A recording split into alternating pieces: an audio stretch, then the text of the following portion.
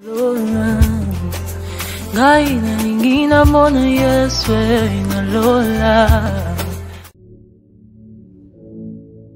shalom, shalom. Je vous salue au nom de notre Sauveur et Seigneur Jésus-Christ. Et partout où vous êtes, je rends grâce à Dieu pour cette opportunité qui nous accorde ensemble, vous et moi, de pouvoir partager un instant de réflexion, un instant de méditation sur la parole de Dieu, qui est notre Créateur et notre Sauveur.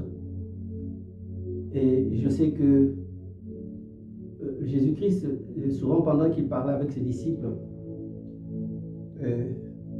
il parlait dans un langage qui leur était presque hermétique, presque fermé, mais qui était un langage ordinaire, en utilisant des choses ordinaires, en utilisant des objets, en utilisant même des personnes qu'on pouvait rencontrer à tout coin de rue. Donc, en utilisant des choses d'une manière littérale, en fait. Mais seulement, c'était des choses qui contenaient de vérités profondes. On dit qui contenaient des mystères. C'est des vérités que Dieu a caché expressement pour certaines raisons. Parmi ces mystères, il y a les mystères que le Seigneur appelait les mystères du royaume de Dieu. Et à la question qui lui a été posée, je crois que c'est dans Matthieu chapitre 13, par ses disciples, mais pourquoi toi tu parles toujours dans un langage difficile à comprendre? Jésus leur a répondu, à vous, il est donné de dire clairement, de dévoiler clairement les mystères du royaume de Dieu. Mais à ceux du dehors, tout va se passer d'une manière parabolique. Et parmi ces mystères, il y a les mystères du retour de Christ. Il y a le mystère concernant le salut. Il y a même le mystère concernant le salut des païens. Il y a beaucoup de mystères. Et c'est ce qui nous amène aussi aujourd'hui à profiter de cette opportunité que le Seigneur nous accorde pour pouvoir partager un de ces mystères. Parce que la parole de Dieu, c'est un mystère éternel, mais que Dieu révèle petit à petit à tous ceux qui sont attentifs à cela et tous ceux qui trouvent de l'intérêt dans ce que Dieu dit. Avant de commencer, je vais juste rendre grâce à Dieu pour tout ce temps qu'il va nous accorder. Je vais aussi lui demander de pouvoir disposer nos cœurs, disposer aussi vos cœurs, pour que nous puissions, juste pendant ces quelques instants, lui accorder notre attention. Et cette réflexion que nous allons faire ensemble sera basée uniquement sur la parole de Dieu. Et cette réflexion pourra être pour certains une lumière, pour d'autres un complément de lumière par rapport à notre salut à nous tous. C'est pourquoi j'ai prié le Seigneur qu'il nous donne à nous tous un esprit de sagesse et de révélation, non seulement dans l'interprétation de la parole, mais aussi dans la connaissance de la science de Dieu, et qu'il puisse nous ouvrir les yeux de notre cœur, il puisse disposer les yeux de notre cœur pour que nous comprenions des choses que on ne peut pas comprendre sans la lumière du Saint-Esprit. Et qu'il soit avec nous du début jusqu'à la fin et qu'il puisse prendre le contrôle de ces temps, le contrôle de nos cœurs et de nos âmes aussi. Qu'il puisse prendre aussi le contrôle de notre entendement pour que aucune distraction ni aucun assoupissement ne puisse nous détourner de la lumière de sa parole. Que cette parole nous accompagne du début jusqu'à la fin. C'est pourquoi nous nous abandonnons totalement au Saint-Esprit, lui qui est la lumière de Dieu, à nous, lui qui est la force et la puissance, lui qui détient la sagesse et l'intelligence, pour nous révéler des choses cachées que nous ne connaissons pas. Merci pour toi qui est installé et qui a trouvé cette opportunité de pouvoir partager cette parole avec nous. Et merci pour le Saint-Esprit qui est là, qui nous soutient et qui contrôle ces temps du début jusqu'à sa fin. À toi, la louange, la gloire. Merci Seigneur Jésus-Christ. Merci pour ce moment. Je disais que le Seigneur détient des mystères. Mais comme il ne peut pas nous l'expliquer avec la langue céleste, la langue divine, la langue de Dieu, il utilise nos propres mots. Il utilise des contextes humains. Il utilise aussi des choses, des objets. Il utilise des événements qui se passent sur la terre pour nous expliquer un certain nombre de choses célestes qui dépassent notre entendement et dont on dit qu'elles sont des choses ou des vérités ou des révélations ineffables. C'est-à-dire pour lesquelles on ne peut pas trouver des mots dans le lexique humain pour pouvoir les décoder ou les expliquer. C'est pourquoi le Seigneur essaye de pouvoir s'abaisser au niveau des hommes et pour parler leur langue. C'est pourquoi lorsque Dieu parle, on a l'impression qu'il parle en cachant des choses. Non, Dieu parle normalement.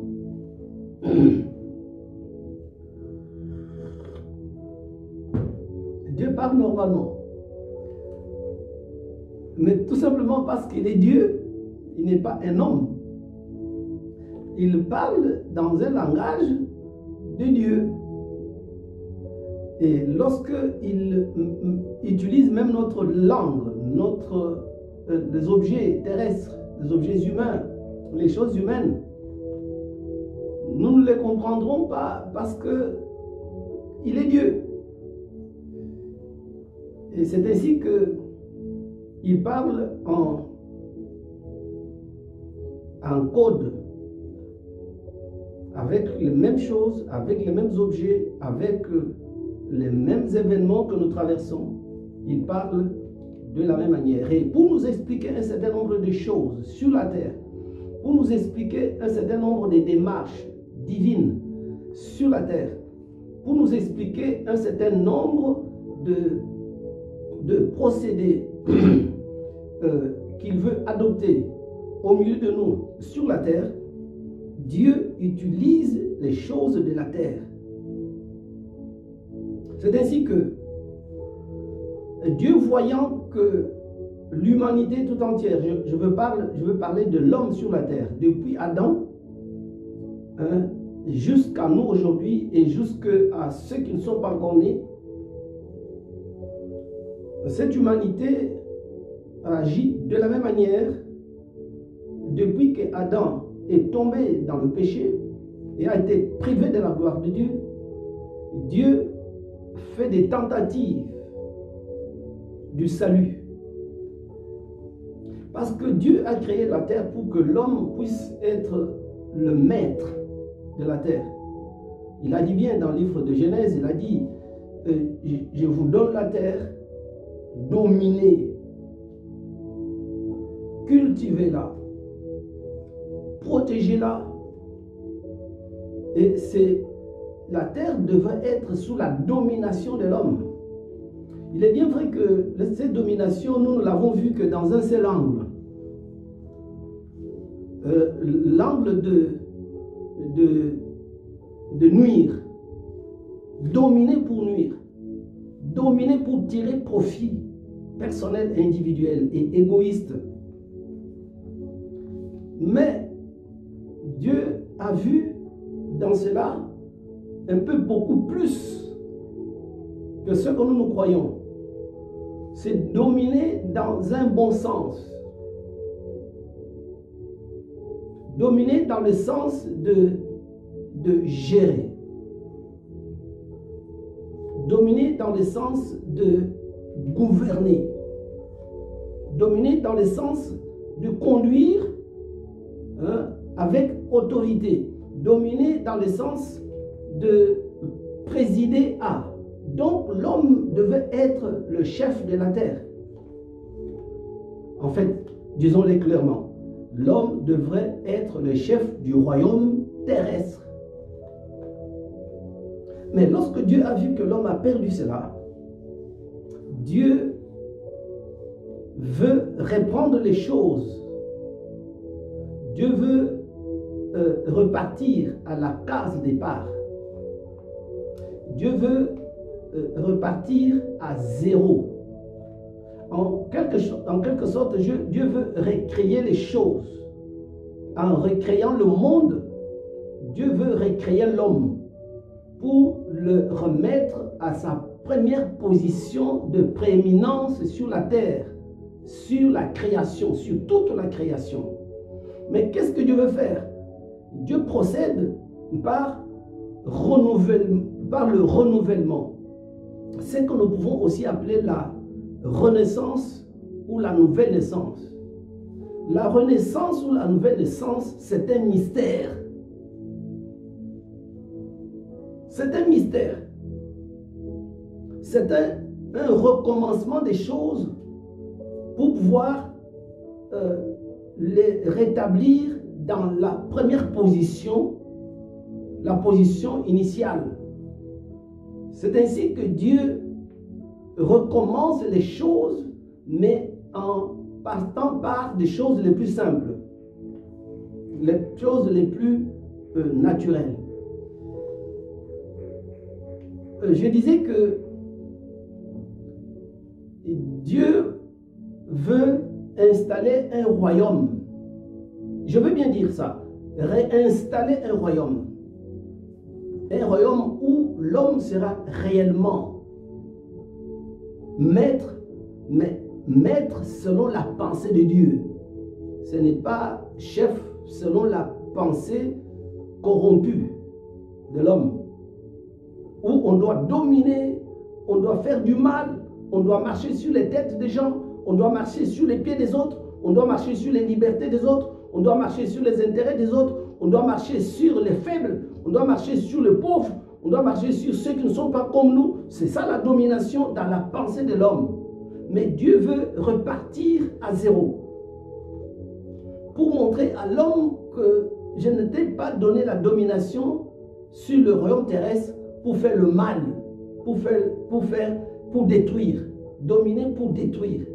C'est ainsi que Dieu refait des choses à nouveau. Et pour le faire, il passe par le mystère de la renaissance. Je veux dire, le mystère de la nouvelle naissance. Ça peut s'appeler aussi le mystère de la résurrection. Dieu veut refaire les choses. Dieu veut refaire la terre. Dieu veut refaire le monde. Dieu veut refaire l'homme. Dieu veut refaire le royaume terrestre. Qu'est-ce qu'il faut faire? Il faut y aller selon ses principes. Parce que Dieu a établi des principes, appelez ça aussi des lois. Ce sont des principes immuables. Et les principes de Dieu ne sont pas au-dessus de Dieu. Les principes de Dieu sont en lui, sont inchangeables. C'est pourquoi si Dieu veut faire les choses, même sur la terre, il utilise les mêmes principes parce que lui-même, il est ses propres principes. Donc, il est sa propre parole. Disons ça un peu beaucoup plus simplement. C'est ainsi que Dieu établit un plan. C'est un plan de salut. Appelons ça un plan de récréation. En 2 mots, un plan de récréation, c'est-à-dire un plan de restauration, un plan de recommencement des choses, réinitialisation, un plan de réactualisation de choses sur la terre. Et le souci du Seigneur, depuis que Adam a chuté, c'est de pouvoir refaire le monde d'une bonne manière pour rétablir les choses dans leur sens premier, dans leur principe premier de la création. Qu'est-ce que Dieu fait? Dieu procède par un certain nombre des étapes. Ce sont des étapes qui sont marquées par des événements. Et le Seigneur sait que l'homme aime la fête, aime la réjouissance. Et il dit à Moïse, Moïse, parle aux enfants d'Israël et dis-leur que à partir d'aujourd'hui, à partir de ce temps-là, j'ai établi sur la terre, au milieu de vous, cette fête, donc cette cérémonie, cette célébration. Donc nous allons essayer un peu de partager les mystères cachés dans les 7 fêtes de Dieu. Ces 7 fêtes, nous les retrouvons dans le livre de Lévitique, chapitre 23. Pour ceux qui ont leur Bible, ils ont lu ce texte plusieurs fois. Mais je voudrais tout simplement profiter de ce temps pour pouvoir parler un peu avec vous sur les 7 fêtes de l'Éternel et des mystères cachés dedans. Il est bien vrai que lorsque nous lisons ces textes, pour ceux qui n'aiment pas lire l'Ancien Testament et qui disent que l'Ancien Testament c'est du passé, ça ne nous concerne pas, ça ne concerne pas l'Église, ça ne concerne pas le monde, ça c'est pour les Juifs, c'est dépassé, ça c'est déjà vieux. Et pour cela, écoutez-moi bien, vous allez entendre aujourd'hui que la Bible tout entière ne parle que d'une seule voix et d'une même voix et d'une voix toujours actuelle. Il n'y a pas de choses à jeter, il n'y a pas de choses à considérer et d'autres à ne pas considérer. Dieu dit à Moïse en ce moment-là, il établit cette fête et il les établit en faisant une loi. Mais cette loi, Dieu dit clairement dans le livre de Lévitique que ça doit être une loi perpétuelle.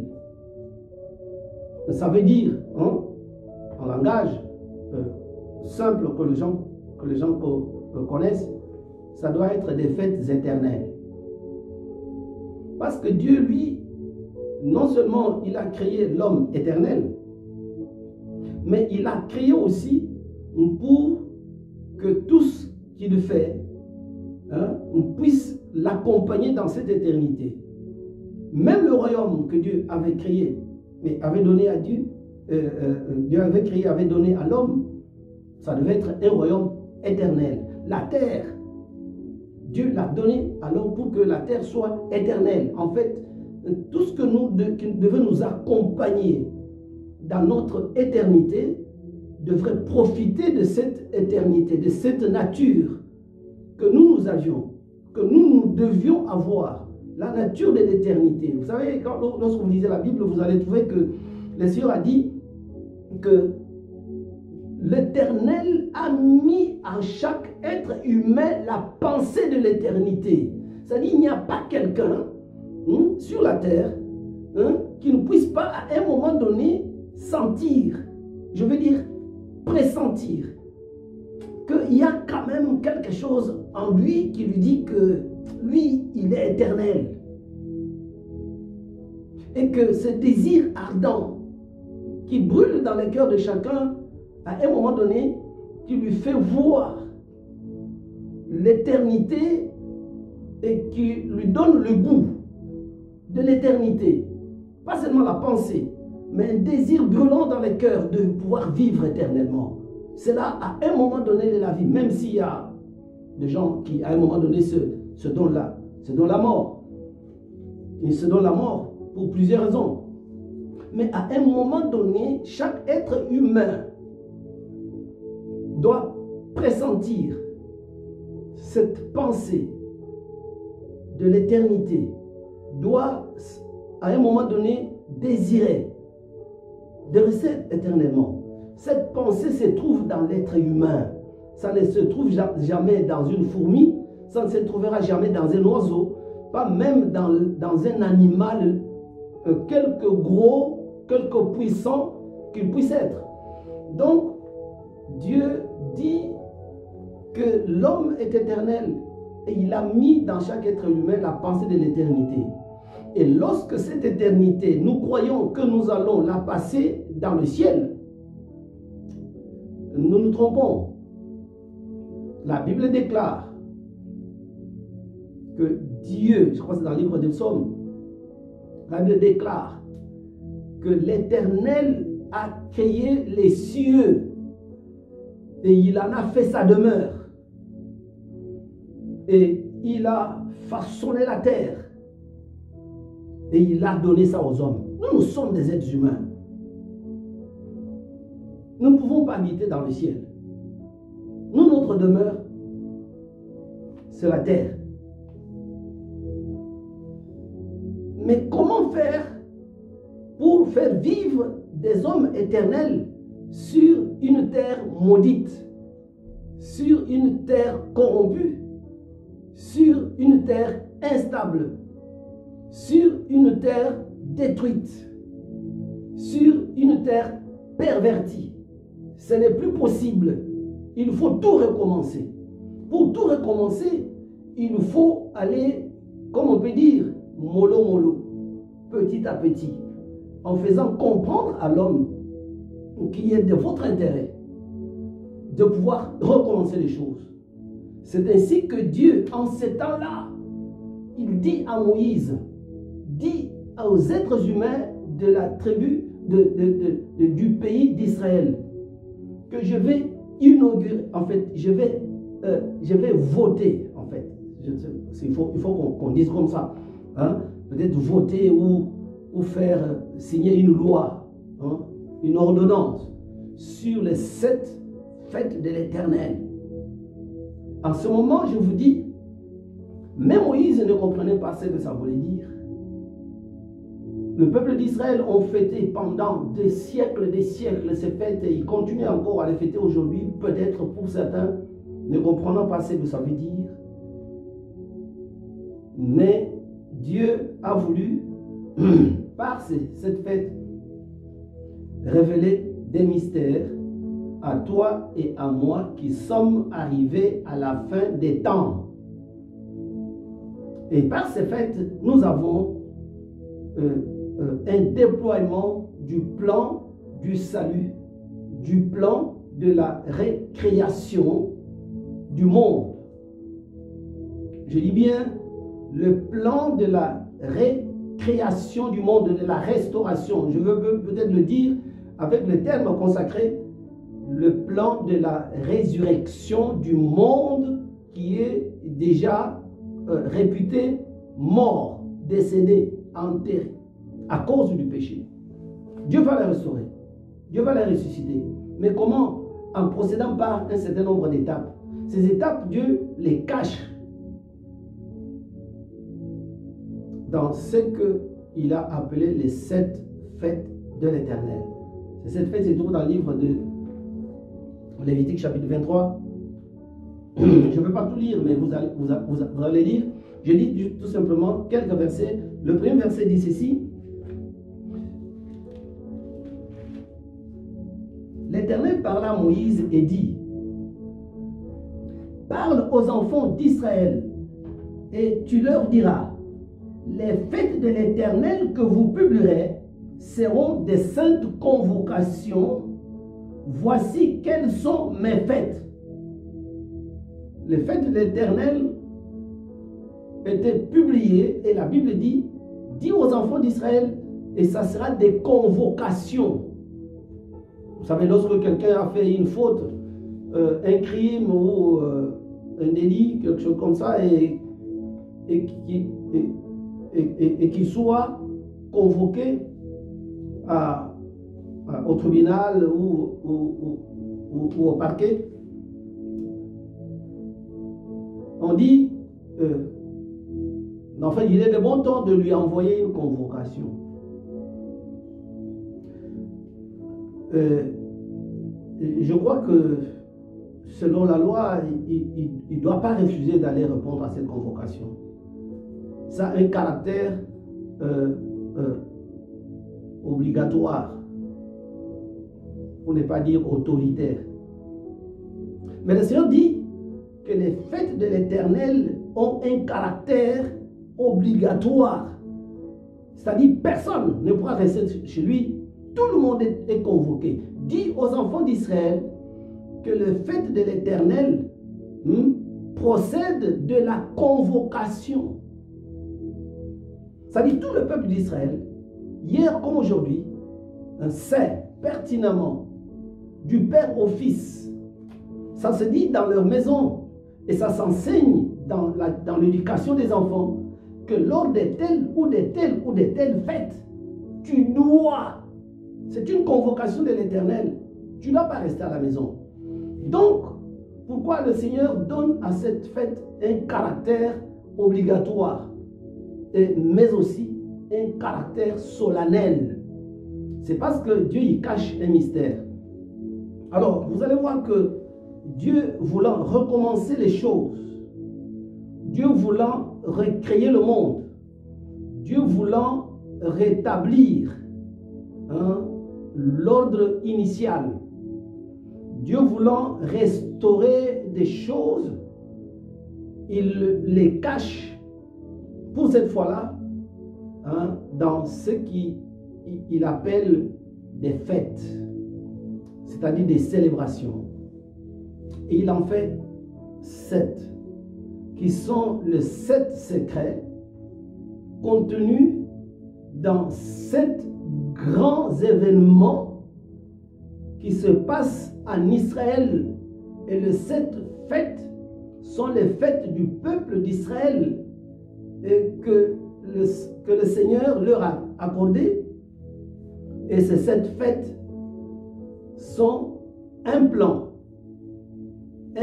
de Dieu qu'il a donné comme ça sous forme de mystère, mais mystère caché à travers des réjouissances et des célébrations dans les maisons, dans les villes, dans les rues. Et chaque année, le peuple d'Israël célèbre ces 7 fêtes.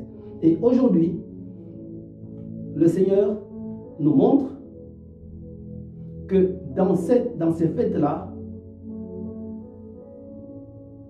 nous avons à pouvoir apprendre.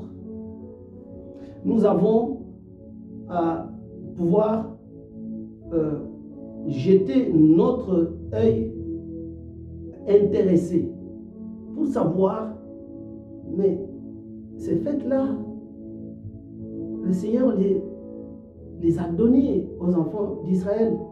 Mais il y a quoi dedans? Qu'est-ce qu'il cache dedans? Pourquoi ces fêtes-là sont éternelles? Pourquoi le Seigneur les a consacrées dans une loi perpétuelle? C'est ce que nous devons comprendre. Le Seigneur dit, la première fête, c'est la fête de la Pâque. La deuxième fête, c'est la fête du pain sans levain. La troisième fête, c'est la fête des prémices. La quatrième fête, c'est la fête de semaine. La cinquième fête, c'est la fête des trompettes. La sixième fête, c'est le Yom Kippour. Et la septième fête, c'est la fête de Sukkot, ou la fête des tabernacles, ou la fête des tentes. Et puis Dieu s'arrête là.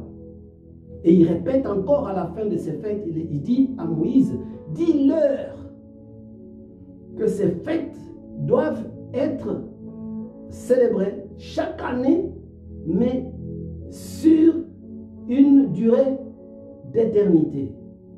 Jusqu'à ce que, aujourd'hui, nous venons sur la terre et nous trouvons ces fêtes. Et nous trouvons que le peuple d'Israël est en train de le fêter. Mais seulement, nous constatons que il y a quelque chose d'exceptionnel qui se passe un jour en Israël lors de la célébration de la fête de la Pâque. À ce moment, ça s'est passé au moment où Jésus-Christ était sur la terre, mais il y a quelque chose d'exceptionnel qui se passe. On a traqué Jésus-Christ pendant tout ce temps qu'il était en train de prêcher l'évangile par-ci par-là en Israël.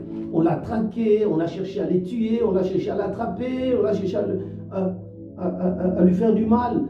Mais, comme on peut dire, d'une manière bizarre, Jésus-Christ lui-même, il se rend à Jérusalem, il dit, je vais retourner à Jérusalem. Sachant que c'était au moment une période très dangereuse. Et à ce moment, on le cherchait, on le recherchait. Et Israël est à ce moment-là bondé de monde, bondé de gens qui venaient de partout. Parce que c'était quoi? C'était la préparation de la fête de la Pâque. Et Jésus-Christ sera à Jérusalem et il est arrêté, il est jugé et bizarrement le jour de la fête de la Pâque, donc le 14e jour, du premier mois, entendons-nous bien, le peuple d'Israël a deux calendriers. Il y a un calendrier civil qui fonctionne par rapport au mouvement du soleil. On l'appelle le calendrier solaire. Il y a un calendrier religieux qui fonctionne sur la base du mouvement de la lune, qu'on appelle le calendrier lunaire. Et Jésus-Christ, le 14e jour du premier mois, qui est le mois de la célébration de la Pâque, la Bible déclare que Jésus-Christ meurt. C'est bizarre. Jésus-Christ meurt. Et quand il meurt le jour de la Pâque,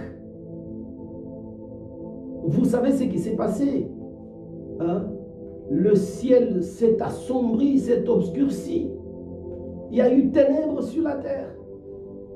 Et ainsi de suite, pour ceux qui lisent la parole de Dieu, ils savent ce qui s'est passé ce jour-là. Et la terre a tremblé. Mais c'était le jour de la Pâque. Les jours où commençait la Pâque, vous savez qu'on s'est précipité pour pouvoir précipiter sa mort parce qu'il ne pouvait pas rester longtemps sur la croix et qu'on a voulu précipiter sa mort en lui brisant les os, mais on a trouvé qu'il était déjà mort. Mais on l'a enlevé vite, vite, vite. Pourquoi? Parce que la Pâque a commencé. On ne peut pas laisser le cadavre sur la croix. C'est ainsi que Jésus-Christ, il meurt exceptionnellement pour cette Pâque-là. Il meurt le jour de la Pâque. Mais il y a eu remue-ménage dans la ville et on ne comprenait pas. Il y en avait qui se cachaient, il y en avait qui fouillaient avec le tremblement des terres. Et cette obscurité, en fait, il y a quelque chose de marquant, de spécial pour cette Pâque-là. L'unique Pâque depuis que Israël existe. Et depuis ce jour-là, jusqu'après, ça sera l'unique Pâque où un événement comme ça s'est passé. Alors on s'est dit, mais Dieu dit que cette fête doit être célébrée. Tous les ans. Mais il y a seulement un an, c'était le jour de la mort de Jésus-Christ, où la Pâque a coïncidé bizarrement avec la mort de Christ, ou plutôt, où la mort de Christ a coïncidé bizarrement avec le début de la Pâque. Donc, on doit s'asseoir, on doit réfléchir. Vous savez, l'apôtre Paul, dans sa qualité, dans son ministère prophétique, il prie pour l'église d'Éphèse. Il leur dit, je prie constamment pour vous et je demande à Dieu pour qu'il vous accorde l'esprit de sagesse et de révélation dans sa connaissance. L'Église doit avoir l'esprit de sagesse et de révélation. C'est de la recherche sans s'arrêter de la profondeur des Écritures. Donc, on s'est assis et on comprend que donc la fête, les 7 fêtes de l'Éternel étaient non seulement des événements prophétiques, mais c'était aussi des avertisseurs. Mais des avertisseurs, comment je peux les qualifier? Des avertisseurs physiques, visibles. Vous savez, si vous conduisez une voiture, et vous allez voir que sur la voiture, il y a 2 types d'avertisseurs. On les appelle aussi des klaxons.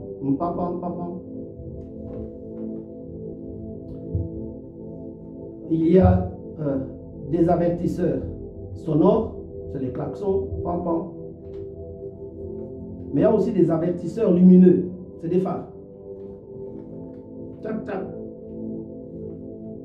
Les 7 fêtes de l'Éternel, lorsqu'on s'assied et on réfléchit et on veut sonder dedans, qu'est-ce que Dieu nous a caché en nous disant chaque fois qu'il faut fêter, à un moment donné, on fête depuis des millénaires. Et on s'est dit, mais en fait, c'est quoi fêter?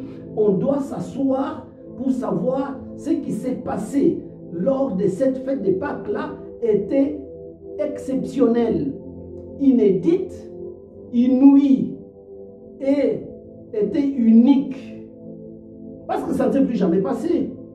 Ça ne s'était jamais passé et ça ne se passera plus jamais. Alors on doit s'asseoir et se dire, il y a quelque chose qui ne va pas. Bien aimé, dès ce jour-là, la fête de Pâques en principe, la célébration de la fête de Pâques en principe devait être continuée, mais alors pas de la même manière, c'est-à-dire d'une manière beaucoup plus prophétique, je veux dire beaucoup plus spirituelle. C'est pourquoi l'apôtre Paul le dit dans le livre de 1 Corinthiens chapitre 5. L'apôtre Paul le dit, je crois que c'est le verset 7 ou 8. L'apôtre Paul dit, Christ est notre Pâques. Mais parce que Christ est notre Pâques, célébrons la Pâques non avec le vieux pain, sans levain, avec le vieux pain, avec le vieux levain de malice ou de méchanceté, mais avec du pain sans levain de la pureté et de la vérité. Ah! Et pourtant, la fête de Pâques est directement suivie avec la fête de pain sans levain, et celle-là directement suivie par la fête des prémices. Et Jésus-Christ accomplit les 3 fêtes exactement. Il est mort à la Pâques, il est enterré le jour où commençait la fête de pain sans levain, et il est ressuscité le jour où commençait la fête des prémices. Jésus-Christ accomplit ces fêtes. Et la Bible déclare, parce que Jésus-Christ est notre Pâques, nous aussi, nous devons célébrer la 2e fête qui commence. Donc la fête de pain sans levain, non avec le vieux levain de malice et de méchanceté, de l'impureté, de l'infidélité, de la désobéissance, de la rébellion et de la débauche, mais avec le pain sans levain de la pureté, de la vérité, de la justice. Donc, Jésus est notre Pâques. C'est pourquoi je pose la question à ceux qui me suivent. Répondons à cette question. Est-ce que l'Église doit continuer à fêter la Pâque, organiser des choses, organiser, oui, c'est la Pâque. En fait, c'est une fête mondaine. Il n'y a pas de problème. Hein? La fête n'est pas mauvaise. L'apôtre Paul parle aux chrétiens dans le livre de 1 Corinthiens chapitre 5.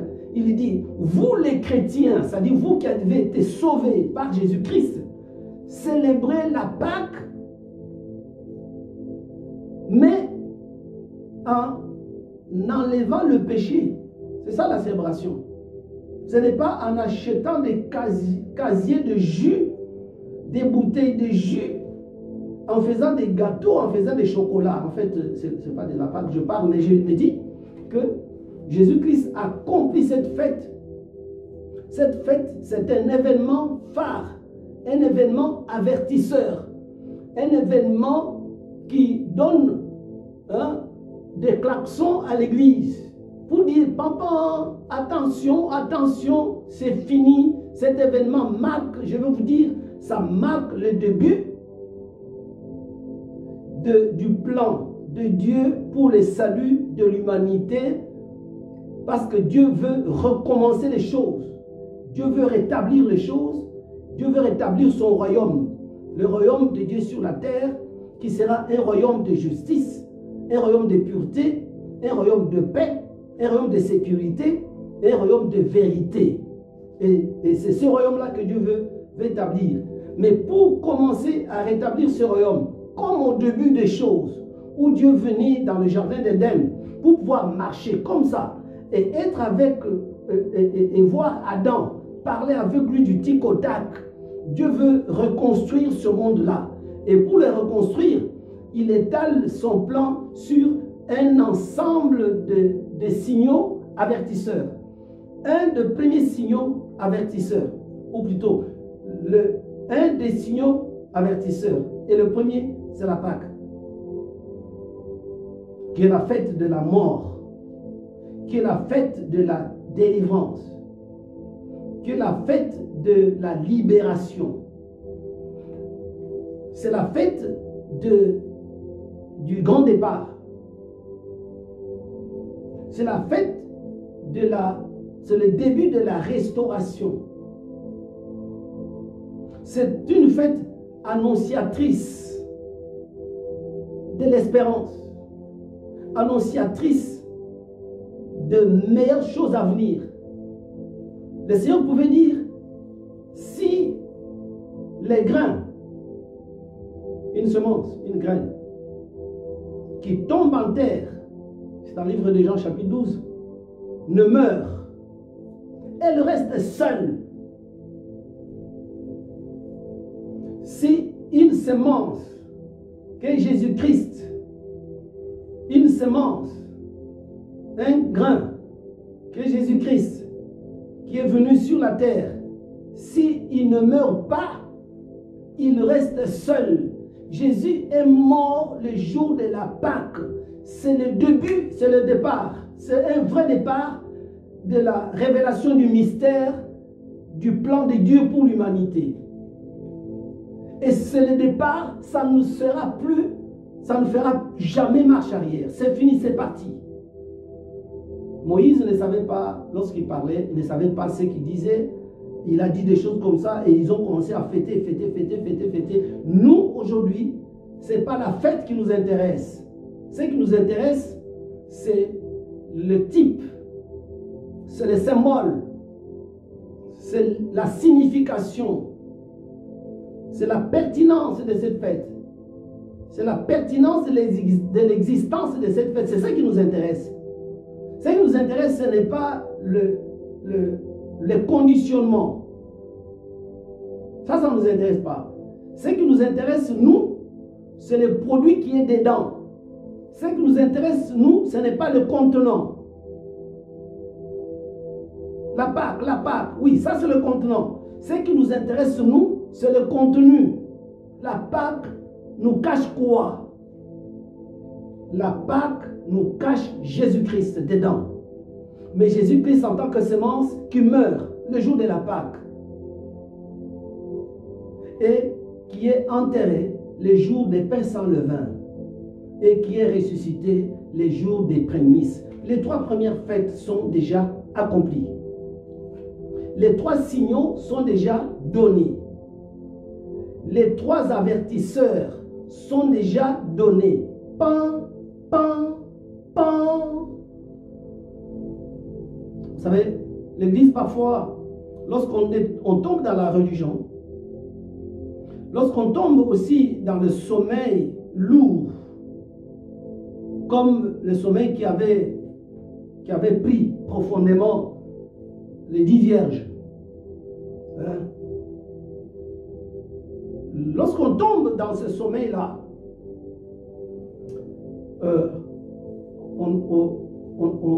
on perd beaucoup de choses, et il y a beaucoup de choses qui peuvent aussi nous passer inaperçues parce qu'on est dans le sommeil. Il y a aussi des avertissements qui nous ont été donnés, mais comme on était dans le sommeil, on n'a pas vu. C'est comme quelqu'un qui voyage et qui voit en face, il fait un voyage de nuit, et il est dans sa voiture, mais il voit une autre voiture qui vient devant. Mais la voiture voit que la personne qui vient en face de moi roule du même côté que moi. Comment il faut faire? À l'auto-école, on dit il faut lui faire des avertissements de jeu de lumière. Pam, pam, pam. Pam, pam, pam. Dieu est en train de faire des jeux de lumière à l'église. Ce n'est pas pour fêter. Ce n'est pas pour sauter, acheter des jus, acheter des chocolats, acheter du pain, organiser des grandes fêtes dans les églises. Ah oui, ça c'est ce que nous aimons. Mais seulement, ça c'est le contenu, ou plutôt le contenant. Ne nous arrêtons pas au contenant. Ça c'est le conditionnement. Ce qui doit nous intéresser, c'est le contenu. Qu'est-ce que Dieu nous cache dans la célébration? Qu'est-ce que Dieu nous cache? Quels sont les mystères cachés par la Pâque, la célébration, la réjouissance? Qu'est-ce que cela nous cache? Ça nous cache ce que je suis en train de vous dire là. Et je dis, les 3 fêtes sont les 3 klaxons avertisseurs que Dieu a déjà fait à l'église, que nous sommes, parce que ça nous intéresse. Dieu les fait aussi à Israël. Mais comme Israël, comme la Bible déclare dans le livre de Romains chapitre 9, 10, 11, il déclare qu'une partie d'Israël est tombée dans l'assoupissement, est tombée dans un sommeil profond, jusqu'à ce que la totalité des païens soit sauvée, soit rentrée. Dans ces cas, qu'Israël le voit, ne le voit pas, ce n'est pas un problème. Dans ces cas, qu'Israël l'entende ou ne l'entende pas, ce n'est pas un problème. Dans ces temps, cette fête de l'Éternel intéresse au plus haut point l'Église de Christ qu'Israël, même si c'était des fêtes qui ont été données à Israël. Mais comme nous, par ricochet d'Israël, nous avons obtenu le salut, ce qui intéresse Israël, ça nous intéresse. Mais Israël est dans l'assoupissement. Nous, on est considérés, entre guillemets, comme réveillés. Dans ce cas-là, nous sommes à l'affût. Nous sommes en quête de chaque signe qui nous avertit quelque chose. C'est pourquoi je vous disais que dans notre réflexion et dans notre partage d'aujourd'hui, nous allons partager un peu sur les mystères de cette fête de l'Éternel, mais pourquoi Dieu les a établis et quel est le regard que l'Église doit porter à cette fête. Moi, je vous dis encore, j'attire l'attention sur nous, sur l'Église. Sortons de la célébration charnelle. Même si ça nous fait du bien. Ça nous amène aussi à rester ensemble, à vivre ensemble, à communier ensemble. Sortons seulement de... Ne nous arrêtons pas à la communion fraternelle lors des fêtes. Allons en profondeur pour en découvrir le sens profond, pour en découvrir le mystère. C'est pourquoi je disais, les 3 fêtes sont les 3 avertisseurs, les 3 signaux, les 3 klaxons que Dieu envoie à l'Église pour lui dire, attention, on a déjà fait 3 fêtes, hein? On est déjà à la 3e étape, hein? Il reste combien? Il reste 4 sur 7. Et Jésus-Christ est en train de dire à ses disciples, il leur dit, c'est après la résurrection, il est avec eux sur la montagne des Oliviers et il donne la dernière instruction. Et il dit, restez à Jérusalem jusqu'à ce qu'une puissance survienne sur vous et vous serez mes témoins à Jérusalem, en Judée et en Samarie et jusqu'aux extrémités de la terre. Mais pourquoi Jésus-Christ leur dit restez tous à Jérusalem? Jésus ne leur dit pas restez jusqu'à telle date. Il ne leur dit pas restez jusqu'à telle fête. Il ne leur dit pas restez jusqu'à tel mois ou telle semaine. Il leur dit tout simplement restez à Jérusalem jusqu'à ce que survienne sur vous la puissance d'en haut. Bien-aimés, vous savez, lorsque nous sommes des chrétiens, Dieu veut que nous soyons des hommes et des femmes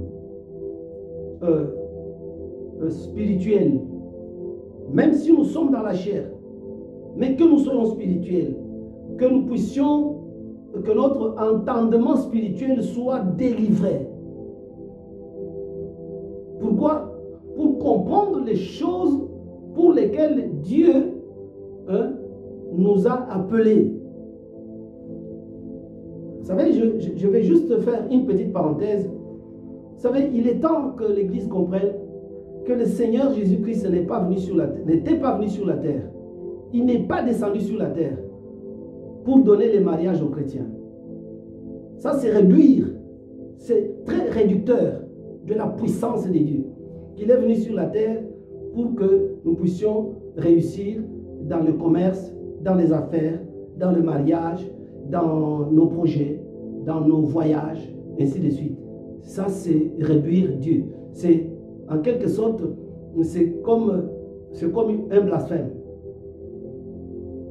Dieu n'est pas venu sur la terre pour être notre commissionnaire dans les mariages, dans les affaires, un garçon de course.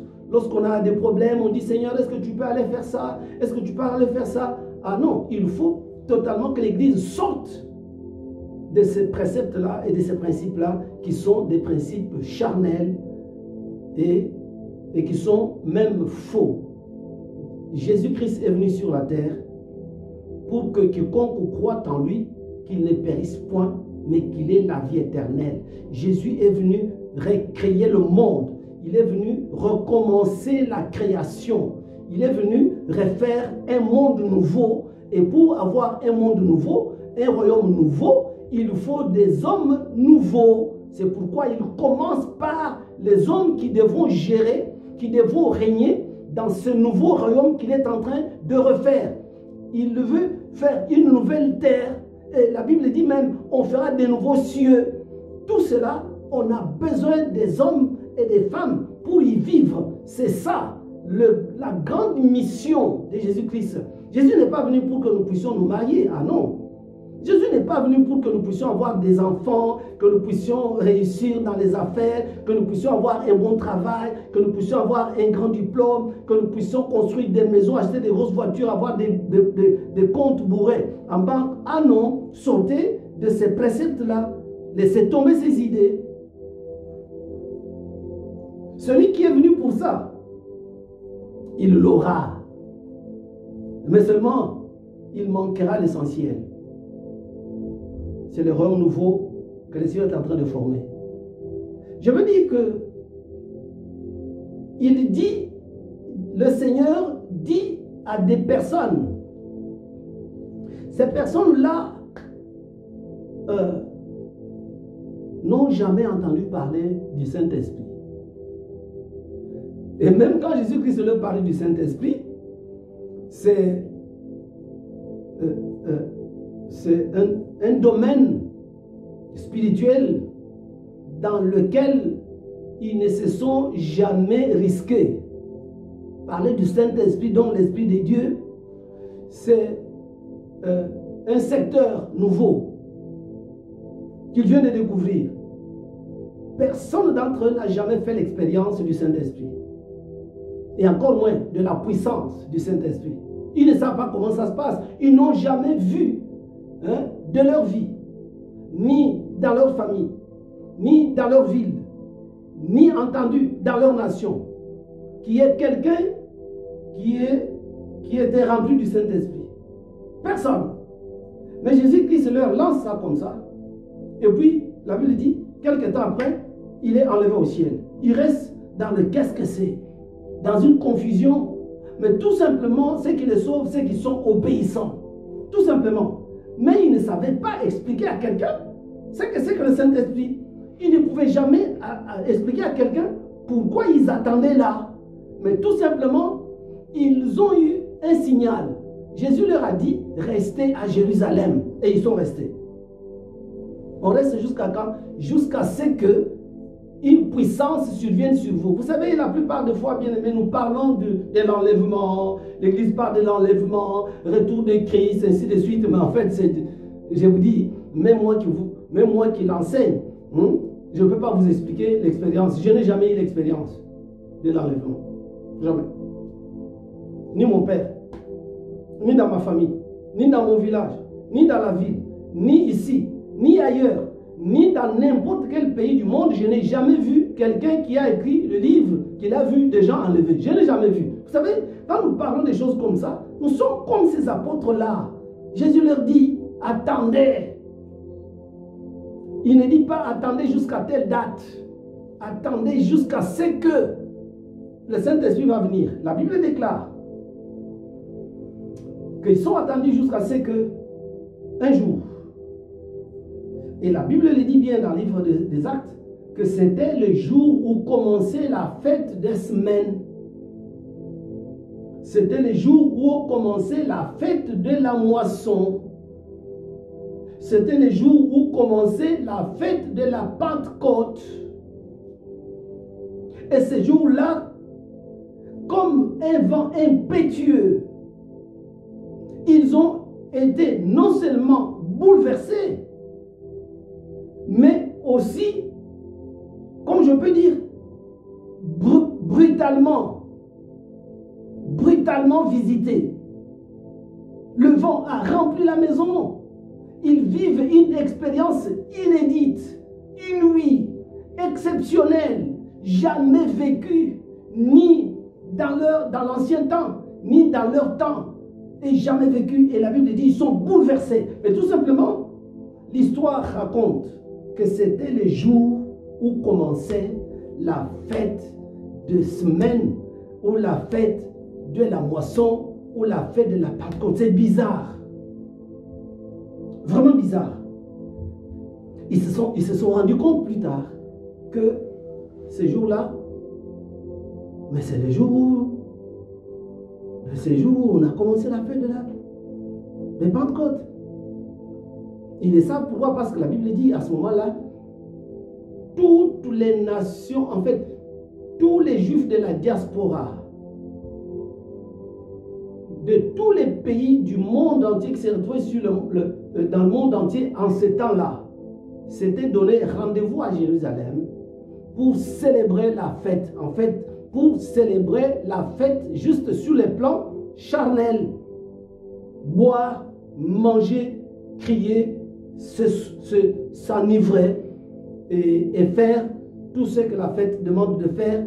Et c'est tout simplement, c'est pourquoi je vous dis, l'Église, sortez de la célébration charnelle. Je suis en train de dire, arrêtez de pouvoir vous intéresser au conditionnement. Arrêtez de pouvoir vous arrêter à ce qui est extérieur. Arrêtez de pouvoir vous intéresser au contenant. Il faut percer le contenant pour pouvoir savoir le contenu, c'est quoi que ça nous cache. Donc la fête de la Pentecôte, depuis que Dieu l'avait annoncé à Moïse, ça cachait tout simplement le Saint-Esprit de Dieu venant sur la terre et pénétrant dans des hommes de chair pour venir habiter là et utiliser ces hommes comme des témoins de Dieu sur la terre. Et cette fête est accomplie. On n'a pas besoin aujourd'hui de fêter la Pentecôte. On l'a faite pourquoi? On l'a faite parce que c'est quoi? Parce que notre Pentecôte est déjà accomplie. C'est le Saint-Esprit qui est venu et le Saint-Esprit utilise l'Église pour être témoin de Christ et annoncer l'Évangile. Cette fête est accomplie. C'est le mystère que ça cachait. Dans la fête de la moisson, le Seigneur a dit, ces jours-là, vous commencez à prêcher l'Évangile. Et l'apôtre Pierre a prêché l'Évangile. Ces jours-là, lui qui n'a jamais prêché de sa vie, il prêche et il fait une récolte extraordinaire. Je n'ai jamais entendu que quelqu'un a pu gagner 3000 âmes lors d'une courte prédication. Et une prédication imprévue. Il a tout simplement profité de la fête, de l'attroupement lors des fêtes, de la fête de la Pentecôte pour pouvoir parler. Et je ne crois pas qu'il a parlé pendant 2 heures. Non. Personne ne pouvait l'écouter. Il a parlé, si vous lisez les discours, il a parlé, on peut dire en gros, 30 minutes ou 1 heure. Pour ceux qui parlent beaucoup, 1 heure. Mais il a gagné 3000 âmes. La moisson a commencé. Donc c'était la fête de la moisson. Et Jésus-Christ, lui, il dit, la moisson est grande. Mais il voyait cette moisson-là. Cette moisson a commencé le jour de la Pentecôte parce que c'est le jour où Jésus-Christ a inauguré la récolte. La récolte continue toujours. Bien aimé, il y a 4 fêtes qui se sont accomplies. Ces 4 fêtes, ça fait 4 signaux que Dieu fait. Il a fait le signal. Il a averti l'Église. Le jour de la Pentecôte, de la Pâque, il a averti l'Église les jours de la fête de pain sans levain pour que l'Église soit formée des hommes et des femmes sans levain. Il a averti l'Église lors de la résurrection pour que l'Église soit formée des hommes et des femmes dans lesquels les choses anciennes sont passées, ça veut dire sont mortes. Et voici, toutes choses sont devenues nouvelles, c'est-à-dire, voici cette personne est ressuscitée. Le jour de la résurrection. Et la Bible déclare, ces jours-là, c'est la fête des prémices. Et le jour de la Pentecôte, c'est le jour de la grande moisson. La grande moisson, c'est nous là, c'est toi, c'est moi, c'est eux, c'est elle, et tous ceux qui sont moissonnés. Dieu est dans sa grande moisson. Cette moisson va continuer jusqu'à la 5e fête que nous attendons. C'est la fête des trompettes. La fête des trompettes était une fête exceptionnelle. Une fête exceptionnelle pour une chose. Cette fête commençait le 1er jour du mois. C'est l'unique fête des 7 qui commençait le 1er jour du mois. Or, comme je venais de vous dire, en Israël, en ces temps-là, ils n'avaient pas les calendriers comme nous les avons aujourd'hui. Donc, il y avait des personnes qui étaient chargées de pouvoir établir le calendrier. Et la fête commence le 1er jour du mois. Or, le calendrier juif ou hébraïque, c'est un calendrier lunaire. Donc, on doit observer la lune. Lorsque on voit la lune disparaître et le 1er jour où on voit la lune apparaître. Donc, le 1er jour où la lune apparaît, c'est le 1er jour, c'est le 1er du mois. C'était compliqué, ce n'est pas comme aujourd'hui où on a un calendrier déjà établi et ça ne tient même pas compte de la lune, ça tient compte du soleil. C'est facile. Alors dans ce cas, qu'est-ce qui se passe? C'est l'unique fête où les gens devaient attendre pour avoir ce qui va se passer, parce qu'on doit leur dire le jour où la fête commence. Le jour où la fête commence, il n'y avait que quelques personnes qui devaient annoncer que le jour, aujourd'hui c'est le 1er du mois. C'est l'unique fête où on ne connaissait ni le jour, ni l'heure du début de la fête. Ni le jour, ni l'heure du début de la fête. Mais c'est pourquoi on l'a surnommé la fête des trompettes. Pourquoi?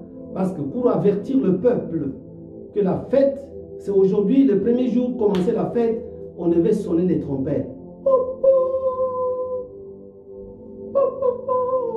Et puis les gens pouvaient comprendre et puis sortir de leur maison et aller commencer la fête. Vous savez, si aujourd'hui je vous dis ça, c'est parce que nous devons sortir de la compréhension charnelle de la parole. Nous devons sortir de l'ignorance. Nous devons sortir aussi de la science religieuse. Nous devons même sortir de la théologie. C'est-à-dire une étude scientifique de la littérature biblique ou de Dieu. Non, on a besoin de connaître les mystères cachés du royaume de Dieu. Pour les connaître, ce n'est pas un travail de un jour ou de un an ou de 10 ans. C'est un travail de tous les efforts et de tous les sacrifices. Et la Bible déclare que lorsque le Seigneur va venir, on lui pose réellement beaucoup de fois, les disciples lui posent la question: Seigneur, quand tu reviendras, c'est quand? C'est quel jour? C'est quelle année? C'est quelle date? Le Seigneur leur a toujours dit: je ne connais ni le jour, ni l'heure. Je ne connais ni le jour, ni l'heure. Jésus est en train de leur dire, en parabole, il parle au peuple d'Israël, qui savait pertinemment bien que la fête des trompettes, c'est l'unique fête dont on ne connaissait ni le jour, ni l'heure. Il est en train de leur dire, en quelque sorte, c'est moi qui le dis, je reviendrai pendant la fête dont on ne connaît ni le jour, ni l'heure. Si vous les doutez, vérifiez les autres fêtes. Vous allez voir que chaque fois qu'il y a célébration de cette fête, ou chaque fois que j'ai posé un événement exceptionnel sur la terre, je l'ai posé exactement lors d'une grande fête. Et lorsque on est à mi-chemin entre la fête de la Pentecôte et la 5e fête, la fête des trompettes, cette partie-là, c'est la partie où la moisson est en train d'être, permettez-moi le terme, la tautologie, est en train d'être moissonnée. Je veux dire, c'est en ce moment que la moisson est en train d'être recueillie. Entre le jour de la Pentecôte, où l'Église a commencé, et le jour de la fête des trompettes, ça sera la fin de la récolte de la moisson. Mais alors, le Seigneur est en train de leur dire, à travers les fêtes, mais Dieu a dit ça à Moïse. Ça fait longtemps. Et lorsque cette fête-là arrive, vous allez voir que ça se passera. C'est l'apôtre Paul qui l'explique. Ça se passera exactement de la même manière que ça se passait, ou ça se passe le jour de la fête des trompettes. Parce que le jour de la fête des trompettes, il y avait 2 trompettes qui sonnaient. 2 trompettes qui sonnaient. Une trompette pour pouvoir rassembler. Et une trompette pour pouvoir amener le peuple à partir. pour le départ. Dieu dit à Moïse de se faire 2 trompettes. C'est dans le livre de Nombres. Dieu dit à Moïse, fais-toi 2 trompettes en argent.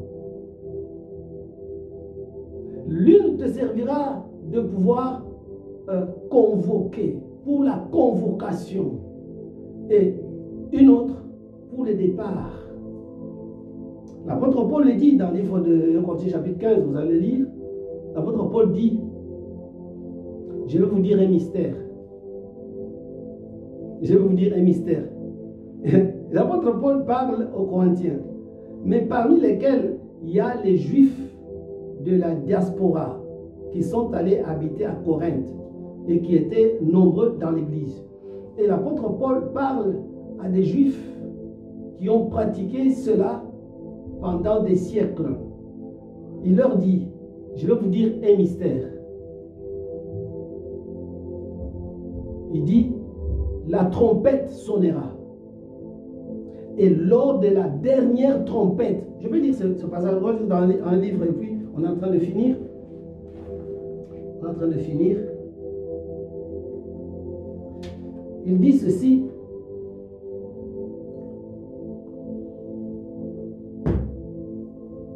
Je lis le verset 51. Voici, je vous dis un mystère.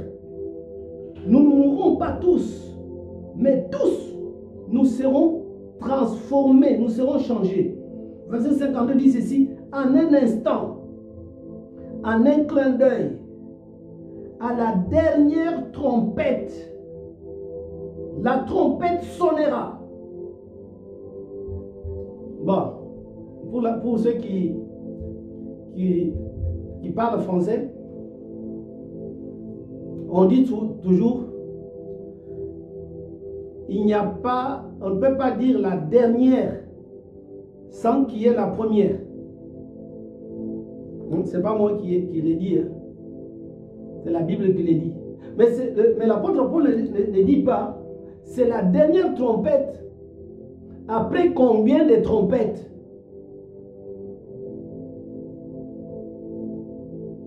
Il ne dit pas la dernière. Après combien de trompettes? Et il ne leur dit pas la dernière, c'est la 40e. Il dit tout simplement, je vais vous dire un mystère. Que la dernière trompette va sonner. Et quand elle va sonner, les morts ressusciteront et nous serons enlevés. C'est que le jour de l'enlèvement, le jour de l'enlèvement de l'Église, écoutez-moi bien, le jour de l'enlèvement de l'Église, je vous dis, de la même manière que Christ est mort à la Pâque, première fête de l'Éternel, il est enterré pendant la fête de pain sans levain, deuxième fête de l'Éternel, il est ressuscité à la 3e fête de prémices, 3e fête de l'Éternel. Il est revenu sous forme du Saint-Esprit le jour de la fête de la Pentecôte, 4e fête de l'Éternel. Bien-aimé, la logique est claire. Celui qui doute, il doute, il a un esprit de doute, tout simplement. Il ne peut pas avoir l'esprit de sagesse dans la connaissance de Dieu. La 4e fête, la 5e fête que nous attendons, nous, que nous allons célébrer, c'est la fête des trompettes. Je suis en train de dire, Christ va revenir le 1er jour du 7e mois de la fête des trompettes. Vous savez, le problème que nous avons aujourd'hui, c'est que nous avons perdu le comptage des dates depuis des événements passés. Nous n'avons pas la précision des dates. On ne peut pas faire le compte des dates des événements passés, des récits passés, surtout des récits bibliques, parce que déjà, même la date de naissance de Jésus-Christ, fait débat. La date de sa mort, ça fait débat. Et pourtant, lorsque Jésus-Christ est mort, il y avait des grands historiens qui écrivaient l'histoire, mais la date, hein, on ne connaît même pas la date où il est mort. La date de son ascension, on ne connaît pas. Hein, et pourtant, hein, il y a l'apôtre Matthieu qui a écrit, ainsi de suite, qui vit avec Jésus-Christ. Donc, c'est pour dire que Christ reviendra le jour de la fête de trompette. Il ne pourra jamais faire autrement. Parce que l'Éternel a dit à Moïse, ce sont mes fêtes, ça doit être respecté et ça doit être répété chaque année. Et je les consacre dans une loi perpétuelle. Christ reviendra. Heureusement, nous ne serons plus sur la terre pour que je puisse vous confirmer et je puisse vous dire, vous avez vu ce que je vous disais? Vous avez vu? C'est aujourd'hui la fête des trompettes. Vous avez vu en Israël, on célèbre la fête des trompettes. Mais nous, on est en train de pouvoir nous enlever. C'est ce jour-là, bien-aimés. Il restera la fête de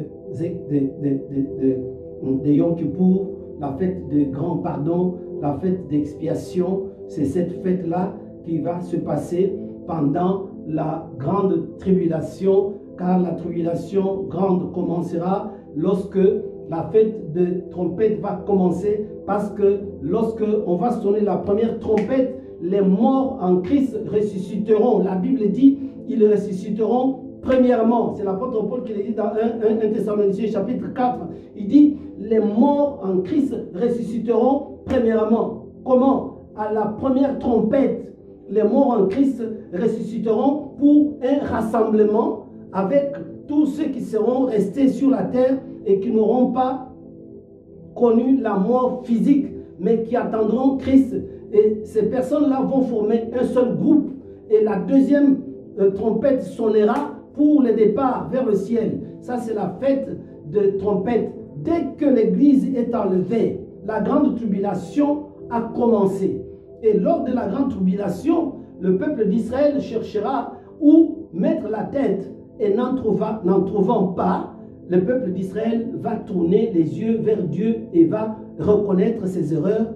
Et à ce moment-là, c'est en ce moment que Jésus-Christ descendra lors de la fête des expiations et il viendra, le peuple d'Israël tournera son regard vers lui, c'est Zacharie qui le dit, il tournera son regard vers lui et ce sera une repentance nationale. Tout le monde le reconnaîtra. Il y aura un esprit de repentance que Dieu va répandre dans la nation d'Israël. Et tout le monde pleurera et tout le monde acceptera Jésus-Christ en ce moment-là comme leur Messie. Et ce sera la fête des expiations. Et il leur restera une seule fête. C'est en ce moment-là que cette année de la dernière semaine de Daniel va s'achever avec la fête des tabernacles. Vous comprenez que la série de fêtes qui a été commencée depuis la mort de Christ, son enterrement, sa résurrection et sa manifestation sur la terre par le Saint-Esprit, cette série de fêtes va se terminer par la fête des tabernacles ou la fête des tentes. La fête des tentes signifie le repos. La fête des tentes signifie la fin. La fête des tentes signifie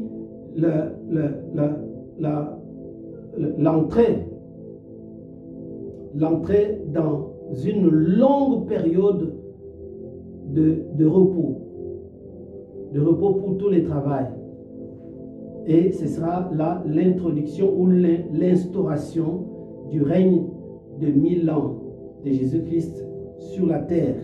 Parce qu'en ce moment, on va fêter, on va établir chacun sa demeure, car le Seigneur a dit, vous serez mon peuple, je serai votre Dieu, j'habiterai avec vous et vous avec moi, et je ne vous abandonnerai pas au nom de Jésus-Christ. Merci pour votre attention. Merci pour tout ce que vous avez pu me permettre que je puisse vous dire merci pour votre oreille attentive, merci pour votre cœur réceptif, merci aussi pour le Saint-Esprit qui nous a éclairés du début jusqu'à la fin. Merci pour ce temps que nous avons passé, partagé ensemble. Merci pour la grâce de Dieu. Que le Seigneur nous donne encore la possibilité de nous voir prochainement pour partager encore des moments bénis et cette nourriture spirituelle que le Seigneur nous a accordée pour partager ensemble. Que Dieu vous bénisse abondamment et à la prochaine occasion. Je vous dis shalom, shalom et au revoir.